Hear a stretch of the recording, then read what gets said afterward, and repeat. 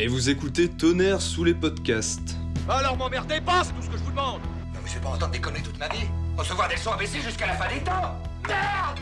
Écoute François, Ta gueule, toi! Tu m'emmerdes, toi, je t'emmerde! Je vous emmerde tous, c'est un coup de dimanche, petit quoi à la con! La prélogie Star Wars m'emmerde. Ce qu'on appelle la prélogie, c'est les épisodes 1, 2 et 3 réalisés par George Lucas. Et non, les Star Wars de Disney ne m'ont pas fait changer d'avis. Mais comme dans Tonnerre sous les podcasts, ce sont les invités qui décident, les deux Jedi pour m'accompagner, à savoir Alexandre, bonjour Alexandre. Bonjour. À savoir Cyril, salut Cyril. Bonjour. Ont eu la gentillesse de proposer Star Wars épisode 3, à savoir celui que je considère être quand même le plus regardable de cette prélogie. Messieurs, pourquoi ? Mais toi, pourquoi déjà? On est deux, hein. Bon, déjà comme ça va les gars. Ça va, super. Ouais. Pareil. Alors, on réfléchissait à faire un podcast tous les trois pour un peu, parce que jusqu'ici ça a toujours été moi plus un invité, et c'est vrai que là on s'était dit que ça pouvait être sympa de faire quelque chose tous ensemble. On a réfléchi à de quoi on pouvait parler, et c'est vrai que notre amitié elle a quand même été forgée quand on s'est rencontrés sur Star Wars, car comme beaucoup de gens, nous aimons beaucoup Star Wars. Mais la différence entre vous deux et moi, c'est que quand vous avez parlé des épisodes 1, 2, 3, c'est que moi j'ai fait une grimace. C'est ça. Non, t'as pas fait qu'une grimace, tu nous as clashé, tu nous as ridiculisé, T'as tu gueulé nous as comme un putois. montré en quoi c'était de la merde. Donc on est là pour se venger, pardon. C'est ça. Alors, on s'est connus, je devais avoir 19 ans, et donc du coup, toi 21 et toi 20. À peu près. Là, toi t'as 25 ans, toi t'as 24. 24 et moi 23. Ce podcast est une première base. Ça fait, depuis qu'on se connaît, qu'on a le débat qu'on va avoir là en ce moment, j'ai conscience d'avoir évolué depuis 3-4 ans qu'on en parle. Là, dans 10 ans, on réécoutera ce podcast et on en refera un nouveau Allez, au moment de la sortie c'est de Star noté. Wars 18. Ouais, parce que c'est parti comme ça, là. Non, mais voilà, et comme ça, là, on pose les bases de notre premier débat sur ce Star Wars 3 qui nous anime depuis plusieurs années. Bah, du coup, dans un premier temps, on va peut-être commencer. C'est quoi votre rapport intime avec Star Wars, déjà ? Parce que je pense, est-ce qu'on va vraiment recontextualiser Star Wars ? Je pense que... Voilà. C'est du néon. Voilà. Donc, on va plus partir sur un truc un peu plus perso, qui est, je trouve, beaucoup plus intéressant, parce qu'aujourd'hui, Star Wars, c'est clairement un mythe. Clairement un mythe moderne. Donc, quel est votre rapport à ce mythe qu'est Star Wars ? Donc, peut-être Cyril, pour commencer ? Eh bien, c'est un film que j'ai vu quand j'étais tout petit, et je me souviens encore des passages de La Menace Fantôme. T'as commencé par la Menace Fantôme ? Moi, j'ai commencé par La Menace Fantôme. Je savais qu'on avait les 4, 5, 6 vite fait, mais moi je les connaissais pas, je comprenais pas, je m'en foutais. Par contre, moi j'avais Star Wars, c'était Dark Maul. Tout ça. Et après, on est passé au 2, et après au 3, et puis là j'ai fait oh, c'était trop bien. Donc au début, j'étais juste impressionné par les effets spéciaux, par ce qu'on me donnait comme spectacle, parce que c'était du grand spectacle. Par rapport à moi, ce que j'y voyais, je trouvais ça très très très beau, et en même temps j'y voyais une sorte de spiritualité que je comprenais pas trop, mais je me disais ouais vas-y, c'est plaisant, c'est plaisant comme univers. Et donc au fur et à mesure, j'ai toujours re-regardé les Star Wars, c'est un univers que j'apprécie. J'ai maintenant les 4, 5, 6 en VHS s'il vous plaît. La version des années 90 où il y a encore la gueule de l'acteur dans le 6. C'est encore Anne qui tire en premier. Ah ouais, donc ouais, moi j'ai cette version-là. T'as pas encore le en remontage de VHS. Lucas. Non, D'accord, cool. Ça, il peut se faire des thunes en or avec ça. Ouais, c'est clair. Ouais, tu peux. Donc voilà, et encore aujourd'hui, alors au début j'adorais juste la prélogie, après j'ai bien aimé les deux, et au fur et à mesure que j'ai grandi, je me suis rendu compte que non, en fait j'aime pas tellement la prélogie, j'aime le 3. J'aime le 3 pour plein de raisons, et en étudiant, en étant au lycée, j'ai fait L, on étudie forcément le théâtre, on étudie ça, puis je me rends compte que mais merde, c'est putain de tragédie grecque, c'est trop bien, il y a plein de ça, trucs qui me touchent énormément. C'est ce que vous avez développé après. Et donc voilà, en fait, pour conclure, en fait, c'est pas tant des aspects cinématographiques qui me touchent, c'est parce qu'il y a un truc qui est présent en lui qui, moi, personnellement, me fait beaucoup de bien quand je le vois. D'accord. Un mélange de sublime, de je ne sais pas quoi. Ouais, ok. Voilà. Alexandre ? Alors moi, c'est un souvenir qui est un peu important pour moi parce que c'est, je crois, le premier souvenir de cinéma que j'ai avec mon papa. D'accord. Star Wars 3, donc quand il est sorti, je pense en 2005, c'est ça? Ça, dans ces eaux-là. Et, Moi, c'est le premier que j'ai vu en salle Et aussi. c'est mon premier souvenir de cinéma en fait, en salle. Avec mon papa au cinéma d'Aix-en-Provence. Donc déjà j'ai cette charge émotionnelle sur le 3.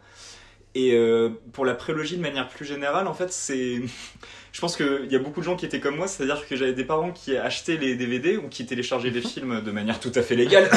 Les moyens Avec le bon DivX en bas à voilà, droite. mais pas tous. C'est-à-dire que moi j'ai grandi avec chez moi Star Wars 1 et 2. Avec Le Seigneur des Anneaux 1, avec Spider-Man 3, mais pas les autres, tu vois. Ouais. Du coup, J'avais un peu la même. non mais voilà. Et du Nous coup, tous, je crois. de la même manière que pour moi le Seigneur des Anneaux pendant super longtemps c'était que le 1 et que Spider-Man pendant longtemps c'était que le 3. Ouais. Bah j'ai ce premier souvenir de cinéma sur Star Wars 3 et après quand j'étais en primaire, j'ai regardé encore le 1 et le 2 en boucle. Mais donc vous appréciez la trilogie, mais le film de cette trilogie qui vous a donné le vrai goût et le charme de Star Wars, c'est le 3, quoi. Voilà, c'est Oui. ça. C'est-à-dire que le 1 et le 2, je pense qu'on a grandi avec à une époque où on n'avait pas encore de recul critique. Mhm. Et je vais dire nous, mais enfin en tout cas personnellement, mais je pense que toi aussi Cyril, le 3 est celui qui encore aujourd'hui continue qui nous plaît encore en quelque sorte, parce que on va y venir, on est prêt à tes arguments, monsieur Roman Zarma, j'ai écouté et j'ai regardé Matrix avant tout le monde, donc je sais mieux que tout le monde. Voilà, le 1 et le 2, on admet qu'ils sont moches et pas intéressants et bourrés de conneries. Mais en tout cas, voilà, le 3 reste très intéressant sur beaucoup de choses qu'il développe. Mais en tout cas, voilà, au point de vue historique et émotionnel, il y a le fait que c'est vraiment les œuvres avec lesquelles on a grandi. En plus, je veux dire, si je dois faire, j'aime beaucoup faire découvrir Star Wars à des gens qui l'ont pas vu, et à chaque fois ça me saoule de faire passer le 1 et le 2 pour ensuite leur faire montrer le 3. Et j'aime bien le truc avec le Seigneur des Anneaux 1 que je considère comme plus faible que les autres, Sue Me, et où du coup, on l'a vu avec mon beau-frère il y a pas longtemps. Le 1 il a pas du tout aimé et le 2 et le 3 il s'était pris en pleine gueule, quoi. Ouais, bon, alors tu m'as tendu la perche là en me taquinant. Moi, mon rapport, du coup, il est différent du vote parce que déjà, c'est un podcast que je vais envoyer, que je dédie à tonton Rachid. Parce que Rachid, si tu nous écoutes. Voilà, parce que moi, j'ai un tonton Rachid qui m'a montré les premiers Star Wars d'abord. Donc, ce qui fait que moi, j'étais fasciné par Yoda, j'étais tout ça. On n'a pas précisé, mais je sais pas pour toi, mais en tout cas, les 4, 5, 6, tu l'as dit, on Lui, il les a l'avait découverts plus tard. Voilà, vous avez vu après. Là où moi, Voilà. ma porte d'entrée, c'était Luke Skywalker, tout ça. Je me rappelle avoir la VHS, et même mes parents m'avaient offert des jouets du premier, de la menace fantôme, ce qui fait que j'avais quand même ce décorum-là, parce que j'aimais Star Wars, et comme il y avait un nouveau Star Wars qui était sorti, voilà. Et en fait, j'avais pas du tout aimé le 2.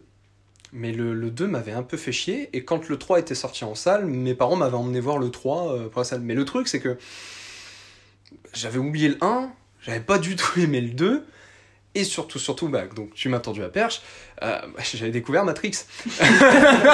Et du coup, alors quand t'es gamin et que tu te manges déjà la trilogie Star Wars, la première, ensuite la trilogie Matrix, voir des débats de politiciens en robe, mais tu t'en fous, quoi. Vraiment, hein, et là, je le décris avec mes yeux d'enfant. J'avais vraiment ce côté, mais j'en ai rien à foutre, quoi. Enfin, ils votent des lois, des décrets, ça m'intéresse pas. Et du coup, gamin, c'était moins sexy. Et en grandissant, mon rapport avec Star Wars était, vis-à-vis de la prélogie, était d'autant plus torturé qu'à ça c'est invité des arguments un peu plus construits, quoi. On en parle vite fait, je sais pas si vous voulez revenir là-dessus, mais voilà, par exemple les fameux midi-chloriens, c'est-à-dire que la trilogie qui te construit quelque chose de très spirituel pour te couper l'herbe sur le pied comme ça dès le premier film. L'interprétation de certains acteurs, c'est-à-dire que je ne crois pas qu'Hayden Christensen soit Dark Vador. Je ne peux pas le croire. Anakin n'est pas Dark Vador. De toute façon, c'est un argument sur lequel on reviendra, mais les gens... Déjà, il y a une première chose qui nous distingue, c'est qu'il y a eu les gens élevés par tonton Rachid, par les tontons Rachid du monde, voilà. C'est-à-dire qui avaient un certain recul critique sur une culture... et qui donc du coup très tôt ont initié une certaine catégorie de personnes à des grands films en leur faisant avoir une réflexivité dessus. Et il y a des gens comme Cyril et moi qui avons développé une cinéphilie et un recul critique sur notre cinéphilie plus tard, à l'adolescence. Et donc du coup, c'est vrai que d'une certaine manière, aujourd'hui on se retrouve, mais par des chemins différents, quoi. C'est ça. Et du coup, c'est quelque chose qu'on va dire, Star Wars 3 ne vaut pas les Matrix, ne vaut pas les Star Wars originaux, ne vaut pas plein de choses, mais c'est une porte d'entrée. Il y a des gens, le premier film qu'ils voient dans leur vie, c'est Double Impact. Bon, ben voilà, ils commencent le cinéma par Double Impact, ils rejoignent après les grandes. Nous, ça a été Star Wars 3. Première chose. Et deuxième chose par rapport à Hayden Christensen, c'est clairement quand même le personnage d'Obi-Wan joué par Ewan McGregor qui nous a marqué quand on était gamin. Faut vraiment qu'on se mette d'accord là-dessus dès le début. Hayden Christensen, moi j'ai rien contre lui, je le trouvais très bien dans Jumper, c'est un film que j'aimais bien quand j'étais gamin, Jumper. Okay. Juste, voilà, quand on parle de 3, on parle quand même de la relation entre Anakin et Obi-Wan, mais on parle quand même fondamentalement du Obi-Wan de Ewan McGregor. C'est pas pour rien qu'aujourd'hui il y a des fans de Star Wars qui font chier pour avoir un film solo sur Obi-Wan qui soit joué par Ewan, quoi. Ouais. Du coup, on va pas revenir sur toute la prélogie. Je pense que le fait d'avoir parlé chacun de notre rapport à cette dernière, c'est-à-dire que ça, c'est un débat qu'on avait eu quand on s'est rencontrés donc il y a quelques années, mais qui là, aujourd'hui, on est à peu près là d'accord pour se dire que bon, le Star Wars 1 et 2, vraiment pas ouf, voire dégueulasse pour moi, et que le 3, moi le 3 pour l'avoir revu, ça fait un moment que je les ai pas revus là, mais la dernière fois que j'ai vu le 3, c'est vrai que je me suis retrouvé dedans en me disant tiens, c'est celui qui d'un point de vue dramaturgique, de mise en scène, arrive à m'intéresser le plus. C'est-à-dire qu'il y a une réutilisation un peu de Coppola, notamment sur la fin, la scène d'intro, elle est mais démentielle, la scène d'intro de guerre, là où tu suis le vaisseau, c'est fou furieux. Donc c'est vrai que le 3, je me souviens d'un film quand même plutôt bien construit. Ce qui fait que je pense que c'est pas intéressant pour les gens de refaire le débat sur les midi-chloriens, sur tout ça. Voilà, ouais. Par contre, je sais que vous, quand vous me défendiez le 3 déjà à l'époque, et encore mieux aujourd'hui, les raisons du pourquoi vous aimez le 3, j'ai trouvé un peu plus intéressantes, et c'est vrai que sur Internet, je ne trouve pas d'analyse qui va dans ce sens-là. C'est pour ça que je vous donne la parole. Je vais te laisser commencer sur le pourquoi du Star Wars, on le défend. Je me permets juste de faire 2 tout petits trucs avant. Vas-y. La première chose, c'est qu'effectivement, dans les tonnerres sous les podcasts, le truc, c'est qu'on a beaucoup de références qui peuvent être Capture Mag, Monsieur Bobine, Super Grave, Beats, etc. Et on essaye toujours de... On fait pas un podcast si on a l'impression que ça a déjà été dit avant. C'est pour ça qu'on se permet de faire un truc sur Star Wars 3, parce que ce qu'on va dire avec Cyril, on a cherché sur Internet, on n'a pas trouvé. Là, mais c'est pour ça que, de la même manière que par exemple sur BoJack Horseman ou sur Joker, on en parle parce qu'on n'a pas vu ces critiques-là. Première chose. Et deuxièmement, notre public s'élargit, on a des gens un peu de plusieurs horizons qui viennent.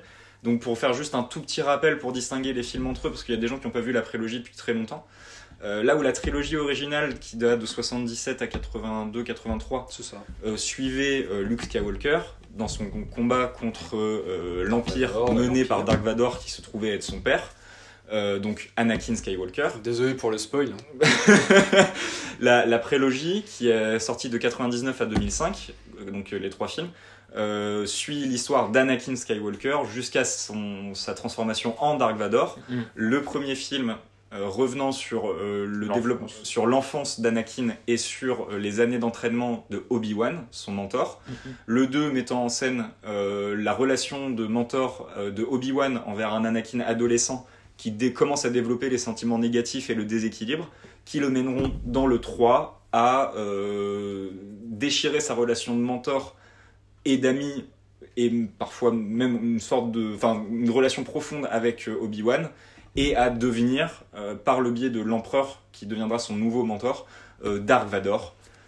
Voilà. Donc c'est juste pour que les gens qui n'ont pas vu la prélogie depuis très longtemps ou qui s'y intéressent pas forcément puissent le replacer. Donc dans le 1, il est développé tout un aspect qui vient essayer de rendre plus scientifique les aspects spirituels qui étaient développés dans la trilogie originale. C'est ce qu'on appelle les midi-chloriens, qui seraient une forme d'organisme dans le sang qui permettrait de juger à quel point une personne est sensible à la force ou pas.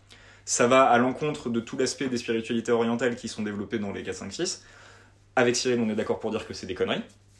Le 2 est le deuxième film après Vidocq à être tourné entièrement en numérique. Il est moche à gerber. On est d'accord aussi pour dire qu'il est vraiment très moyen. Et là, je vais laisser la parole à Cyril. Le 3, qui donc fait intervenir un Anakin Skywalker jeune adulte, sur le point de devenir lui-même un maître Jedi, qui est dans une relation très profonde et aimante avec son mentor Obi-Wan, et qui est dans une relation d'amour avec Padmé, qui au début du film est enceinte de leurs enfants Luke et Leia, qui sont donc les personnages principaux de Luke 156. Ah oui, ils sont frères et sœurs en fait. Désolé pour le spoil. Voilà, et donc du coup le 3, je dis ça pour une certaine catégorie de notre bien sûr, voilà. bien sûr. Voilà, donc on arrive au début avec cette situation-là. Et donc le 3, on le considère vraiment comme bien meilleur que le 1 et 2 et comme pertinent à défendre quand même pour les raisons que je laisse la parole à Cyril. Les raisons que moi je trouve belles en fait. Qui est que la façon dont c'est construit, c'est une véritable tragédie en fait. Donc c'est ce que j'avais dit au tout début, c'est une véritable tragédie grecque.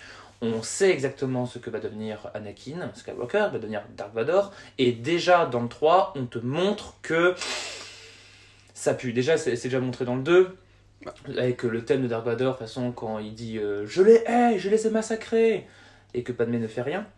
Et donc, non, tout va bien, c'est bon, je l'aime. Et dans le 3, qui fait c'est pas fou quand même. Là, t'as buté des gosses. Ça lui arrive d'être soupolé. Non, mais il mange pas beaucoup.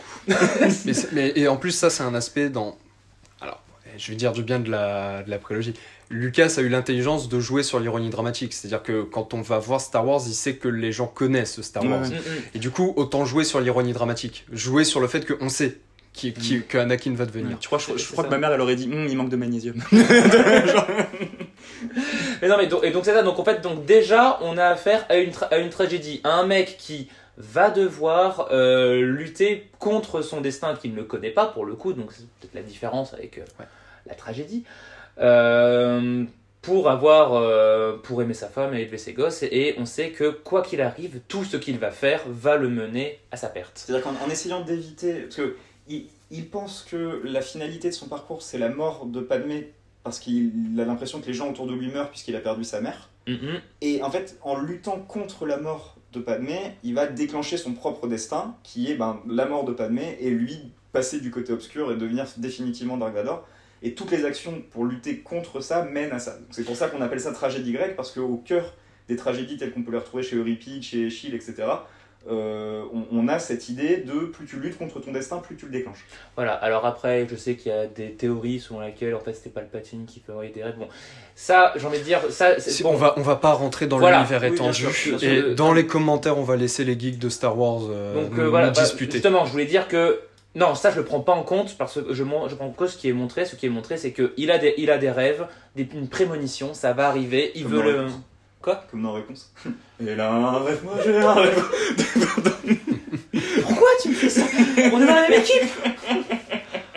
On est tous les deux pour Star Wars, qu'est-ce que tu... Critique pas Réponse. Donc voilà, et tout ce qu'il va faire va le mener à réaliser sa pure crainte. Mais ce qui en fait quelque chose de très très beau pour moi, c'est qu'il est mené à du politique. Et c'est ça que je trouvais génial, parce que j'aime beaucoup quand les intrigues de cœur sont mêlées à des destins qui sont vraiment très très grands. Alors on a, soit dans la trilogie originale, le bien et le mal. Bon, c'est pas une intrigue de cœur, mais il est face à un conflit qui oppose le bien et le mal. L'Empire... avec son père quand même, hein, donc oui. Oui. Donc mais c'est déjà... Cœur comme... Je veux de la femme, tu vois. Ah, une histoire d'amour, tu veux dire. C'était ça. Ah, d'accord, ok. J'ai pas eu les mots. Tu sais que c'est à l'oral, hein, parce que parce que il y a eu le mot qui a bugué. Je voulais pas dire femme. Cyril m'expliquait avec ses mains, c'était très drôle.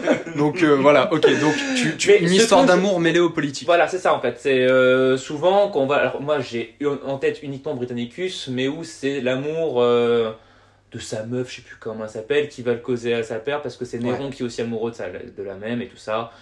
Et mais la détente politique, c'est ce qui crée le côté vraiment, oh mon Dieu, la naissance d'un empereur, la déchéance d'un héros par l'amour, tout ça. Bon, Antigone, bref, ça Antigone, par exemple, ça se fait aussi. Ouais. On retrouve ce motif-là assez régulièrement, et c'est un motif qui me touche énormément, en fait. Et dans Star Wars 3, je le retrouve parce que c'est Palpatine qui va dire, mais tu sais qu'il y a un moyen de régler ta peur. Et ce faisant, en fait, il met en place le renversement des Jedi et l'avènement de l'Empire. Et c'est ça que je trouvais vraiment très très très beau dans Star Wars, c'est que ce n'est pas que le bien contre le mal, on va aller un peu plus loin que ça, un peu plus loin. Disons qu'on va prendre un autre chemin qui sera un peu plus subtil, qui va être le... On a parlé du bien et du mal, qui vont être, dans le 4, 5, 6, qui vont être l'Empire contre les rebelles. Donc il y a aussi un petit peu du politique, bien entendu. Mais c'est vraiment une question de c'est quoi le côté obscur, c'est quoi le côté lumineux, un travail intérieur de Luke qui va devenir le Jedi, etc. Là, ici, on a des Jedi qui se disent qu'ils ne sont pas des soldats mais qui font la guerre, qui servent une république qui est remplie de conflits à cause d'un truc commercial, d'un embargo, parce que je suis pas content, t'as mis une taxe sur les carottes, je suis pas content, voilà, donc ils envahissent une planète. Donc c'est ultra politisé. Et on va suivre toute une image que l'on se faisait du Jedi, celui qui combat pour le bien, pour une lumière intérieure, pour la paix. Il combat pour la paix, pour le coup, qui est la paix politique et économique d'une galaxie, et dans lesquels tout ce qui ne rentre pas dans leur vision du monde, c'est mauvais. C'est mauvais en fait. Ils ne sont pas du tout pour la paix, ils sont pour eux-mêmes. Mais c'est ça, je sais pas si et du coup, je vais abréger là, mais du coup, c'est pour ça que je sais que toi tu vas plus développer là-dessus, c'est pour ça que j'arrête là. Et donc, on va suivre d'un côté Anakin qui fait son histoire d'amour, on a Palpatine qui a une intrigue politique, et on a de toute façon ces Jedi-là qui sont réécrits un petit peu pour dire, mais en fait, c'est plus compliqué que ça en fait. Le bien et le mal, c'est plus compliqué. Et qu'est-ce que ça donne quand tu fais une intrigue qui est politique, et pas seulement, c'est pas une intrigue politique. C'est une intrigue que l'on rencontre beaucoup de fois dans les mythes. C'est le passage d'une république à un empire, c'est le passage d'un peuple souverain à un dictateur. Et ça va revenir, et c'est un traumatisme en fait. C'est Rome, c'est la Grèce, c'est tout ce qu'on veut. Et c'est ça que moi je trouvais très bien dans Star Wars, et c'est ça qui me touche. Ouais, et puis en plus c'est absolument pas déconnant d'y voir ça. Dans le sens où on peut trouver des interviews de Lucas, alors là je les ai plus en tête si c'est dans le DVD ou si j'ai lu ça ailleurs, mais en tout cas on peut trouver des sources de Lucas car il fait ces films là au moment de Bush, au moment de l'Irak, ce qui fait qu'il est vraiment impacté et touché par ça, ce qui fait qu'il est dans un contexte où ces idées là le traversent. Et il le dit lui-même, quoi, que le basculement d'une république à une dictature, c'est quelque chose qui vraiment le travaillait beaucoup. Donc ouais, c'est une grille de lecture qui en tout cas moi me semble pertinente. Tu voulais ajouter quelque chose, Alex? En fait, nous, si on veut parler Star Wars 3, c'est parce que dans notre entourage et de manière générale, il y a beaucoup de gens qui sont complètement fans et d'autres gens qui considèrent que c'est vraiment profondément nul. On aime beaucoup un critique qui s'appelle Rafik Djoumi, qui lui considère la trilogie comme une espèce de peste où on peut penser à... Je crois que c'est dans sa fiche Wikipédia, mais... Ouais, voilà, ou le Simon Pegg, etc. Il y a beaucoup de gens qui détestent la prélogie. Et encore une fois, là, on est d'accord pour dire que le 1 est nul et le 2 est moche. Notre objectif avec Cyril est de montrer qu'on trouve dans le 3 certains éléments qui ont le mérite de faire du 3 un film intéressant.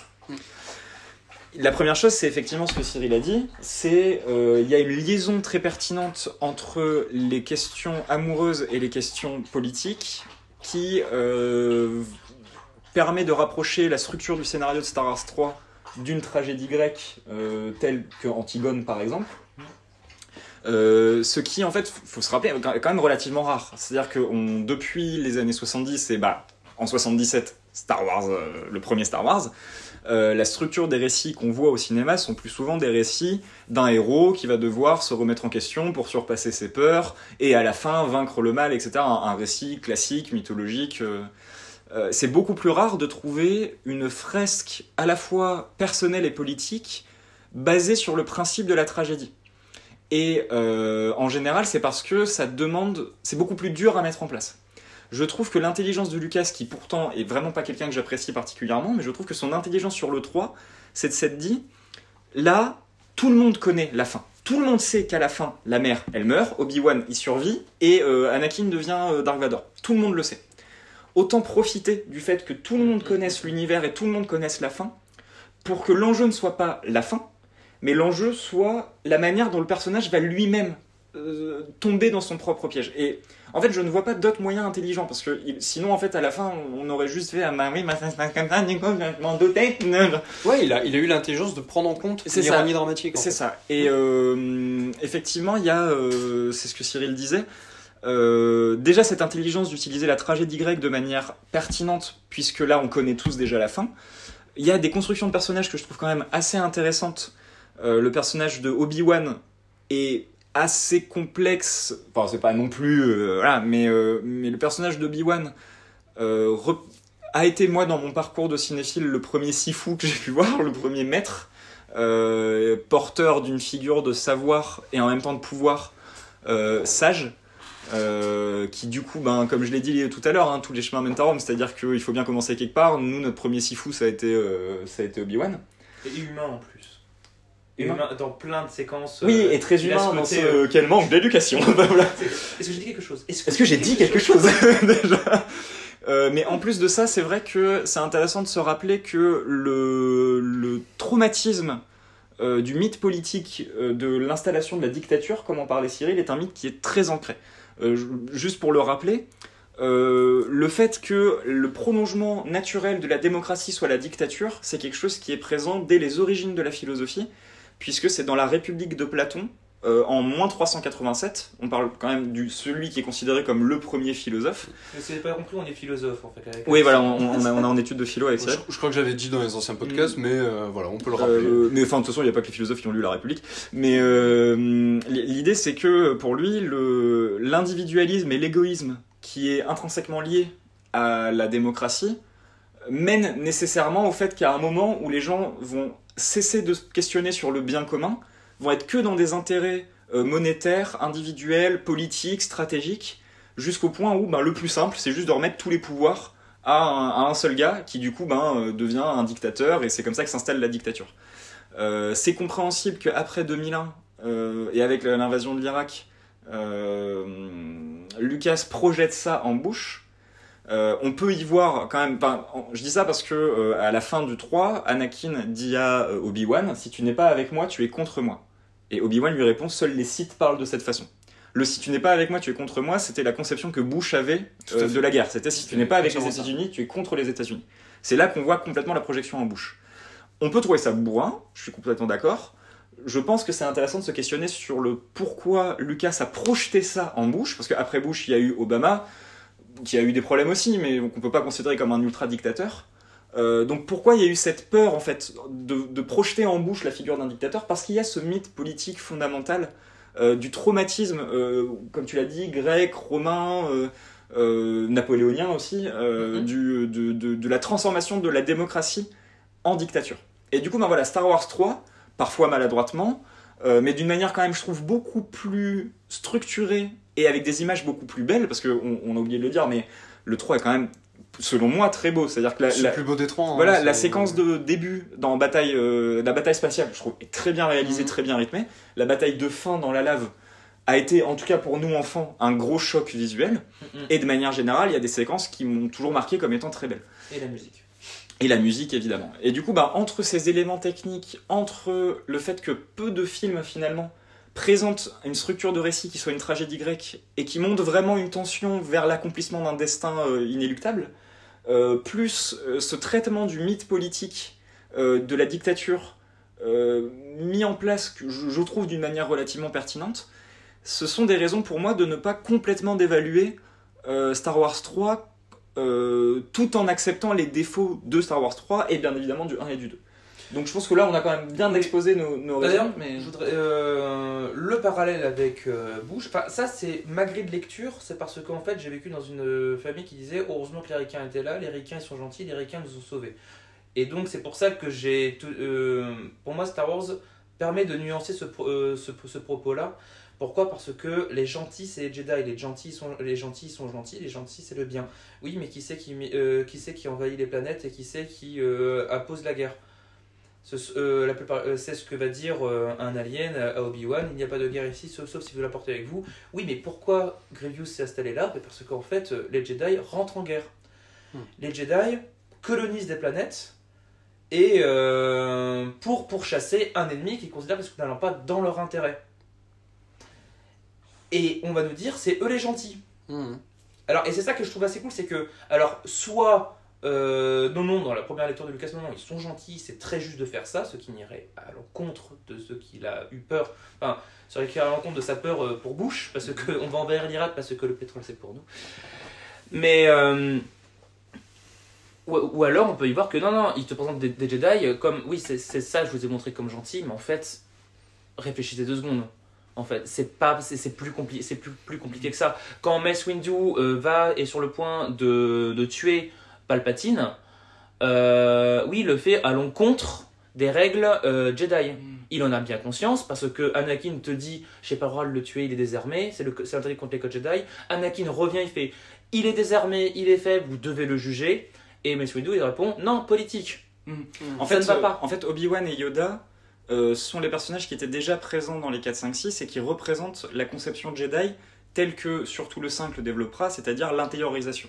Pour penser réellement qu'on peut retrouver dans les religions brahmiques, c'est-à-dire l'hindouisme, le bouddhisme, le jaïnisme ou le sikhisme. C'est-à-dire que c'est réellement dans l'intériorisation, dans le fait d'être honnête avec soi-même, dans le fait de croire en l'équilibre du monde et de s'y fondre. Et d'une certaine manière, en fait, la meilleure chose qui peut t'arriver, c'est un miroir, parce que comme ça te permet de te comprendre toi-même. Il y a vraiment une intériorisation. C'est pour ça que Obi-Wan et Yoda restent fidèles à la fin, enfin jusqu'à la fin, mais en quelque sorte, c'est des Jedi sans être des Jedi. C'est-à-dire que c'est des Jedi au sens premier du terme. C'est-à-dire ce sont ce que j'appelais un sifu, quoi. C'est-à-dire ce sont des gens qui, par l'intériorisation, par leur spiritualité, par leur réflexion, sont arrivés à une conception du monde dans lesquelles ils ont une place et dans lesquelles ils comprennent la manière dont toutes les choses sont liées et l'équilibre des choses. Mace Windu représente vraiment, encore une fois, une chose qui, selon moi, Star Wars 3 présente bien, c'est-à-dire que une telle forme de pensée, donc la pensée Jedi, mais qui est aussi la pensée bouddhiste ou hindouiste, qui est basée sur l'intériorisation, sur la spiritualité et sur les actes, n'est pas compatible avec une forme dogmatique, n'est pas compatible avec une institution politisée, marchande, qui la tient. Et Mace Windu, d'ailleurs, au final, c'est pas étonnant que ce soit Samuel L. Jackson qui joue le rôle, parce que Samuel L. Jackson, c'est pas forcément le premier mec à qui on pense quand on pense spiritualité, intériorité, tu vois. Le mec est quand même arrivé en disant « Bonjour, je veux un sabre violet parce que je veux être différent des autres, tu vois. Donc, le fait que ce personnage-là représente l'aspect... j'allais dire brahmanique, mais bon bref, c'est l'aspect politisé, très terrestre d'une institution qui est purement politique et dogmatique. Et qui du coup, en fait, j'ai jamais considéré Mace Windu comme un Jedi, en fait. Ce qui fait que Anakin est intéressant parce que, tout en étant profondément rongé par les sentiments négatifs, est beaucoup plus proche d'Obi-Wan et de Yoda, parce que comme tu l'as dit, non, il veut pas tuer, il est désarmé, je ne peux pas le tuer parce qu'il a intériorisé, il a été réflexif sur ce qu'il a fait.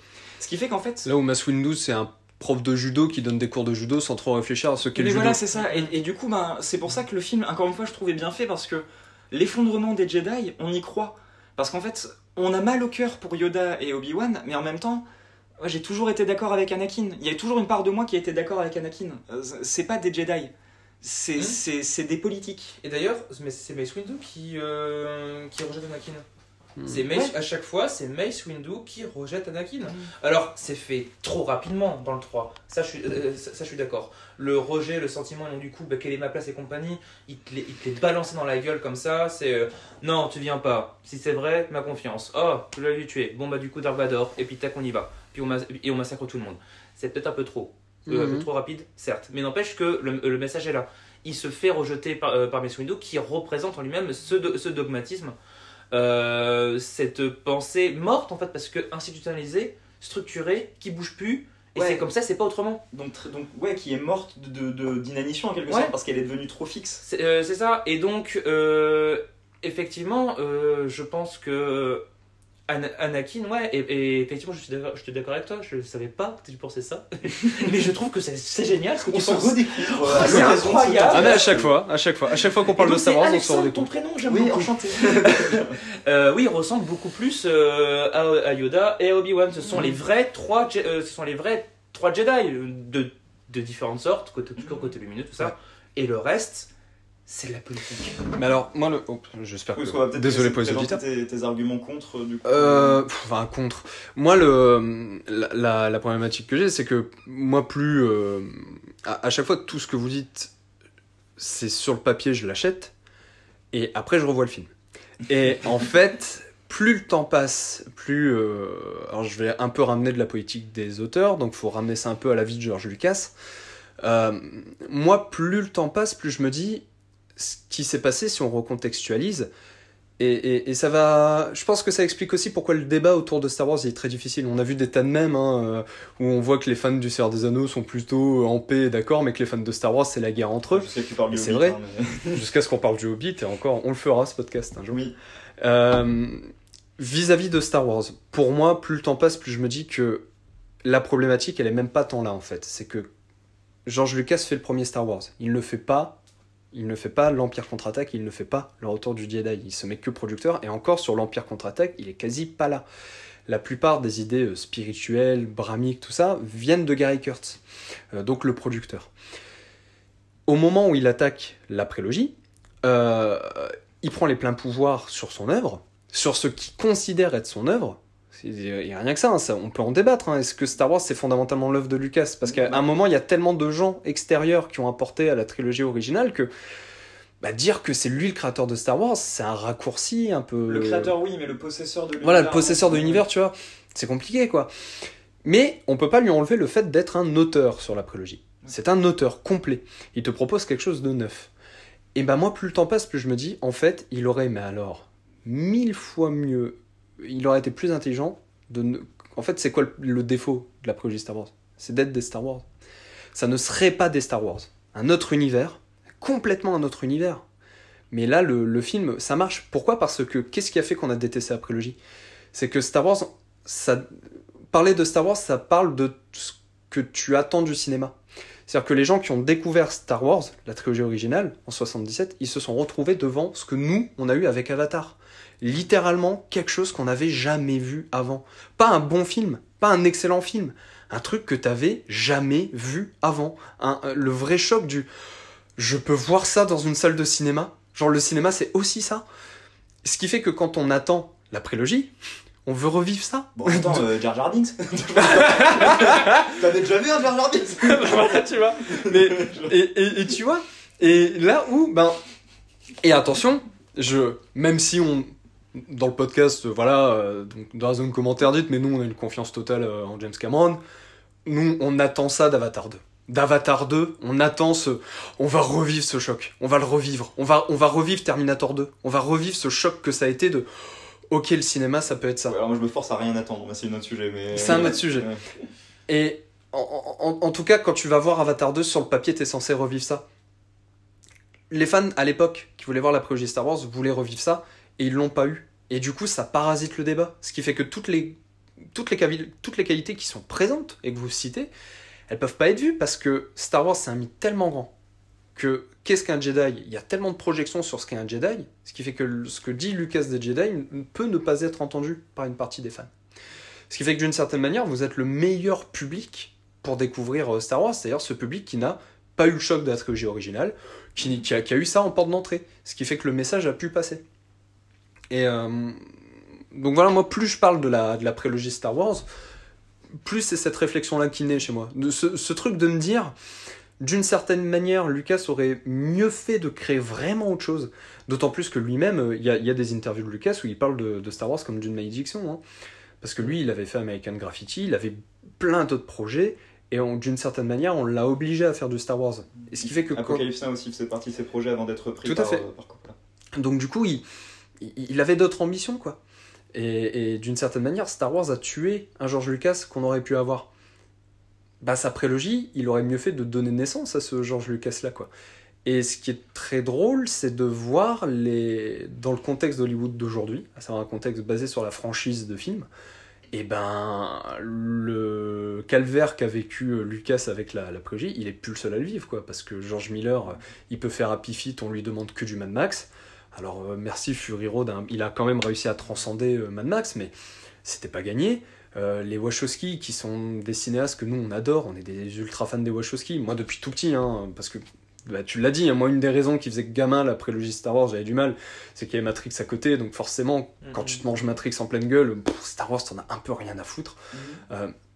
Les Wacho, elles ont fait des films mais incroyables, entre Speed Racer, Cloud Atlas, enfin que des bides.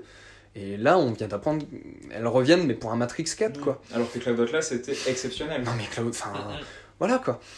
Donc, moi, c'est ça qui me fait naître de plus en plus vis-à-vis de la prélogie, parce que à chaque fois que je la revois et que j'essaye d'être... Pas de voir ce que vous dites, parce que ce que vous dites, j'arrive à le voir, mais c'est d'être touché par ce que vous dites. Et ben quand j'essaie d'être touché par ce que vous dites, je peux pas être touché par Yoda, parce que le Yoda de la prélogie, je n'y crois pas. Je peux pas être touché par Anakin, parce que Anakin est censé être Dark Vador, je n'y crois pas. Ouais, celui qui nous fait pleurer, nous, c'est vraiment Obi-Wan. Hein. C'est vraiment le je t'aimais Ah, Anakin. mais- La scène de fin du je t'aimais Anakin, à chaque fois, elle me touche. Ah ouais, mais le premier film étant tellement plan-plan et me... C'est-à-dire que moi, le premier film, je donne toujours cet exemple-là, quoi. La scène d'intro du tout premier Star Wars, tu te manges le vaisseau stellaire en pleine gueule, ça pète de partout, tu vois, qu'est-ce qui se passe? Il y a Dark Vador qui arrive, t'es à fond dedans, la princesse Leia qui envoie le message, c'est un film incroyable.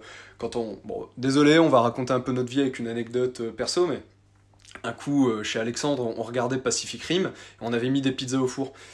Au bout de 5 minutes de Pacific Rim, les pizzas se mettent à cramer parce qu'on avait tous oublié pizza, on était dans le film. Bah oui. Bah, le tout premier Star Wars fait ça, fait un peu ce sentiment-là.